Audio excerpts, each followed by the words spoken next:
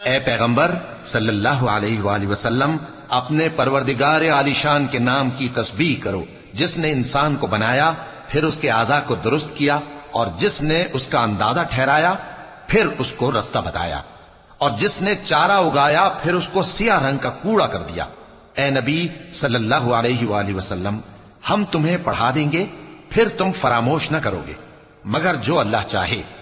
وہ کھلی بات کو بھی جانتا ہے اور چھپی کو بھی، اور ہم تم کو آسان طریقے کی توفیق دیں گے، سو جہاں تک نصیحت کے نافع ہونے کی امید ہو نصیحت کرتے رہو۔ جو خوف رکھتا ہے وہ تو نصیحت حاصل کرے گا، اور بے خوف بدبخت اس سے کترائے گا۔ جو بڑی تیز آگ میں داخل ہوگا پھر وہاں نہ مرے گا اور نہ جیے گا۔ بے شک وہ مراد کو پہنچ گیا جو پاک ہوا اور اپنے پروردگار کا نام لیتا رہا اور نماز پڑھتا رہا۔ بات یہ ہے کہ تم لوگ تو دنیا کی زندگی کو ترجیح دیتے ہو، حالانکہ آخرت بہت بہتر اور ہمیشہ باقی رہنے والی ہے۔ یہی بات پہلے صحیفوں میں بھی درج ہے، یعنی ابراہیم اور موسیٰ کے صحیفوں میں۔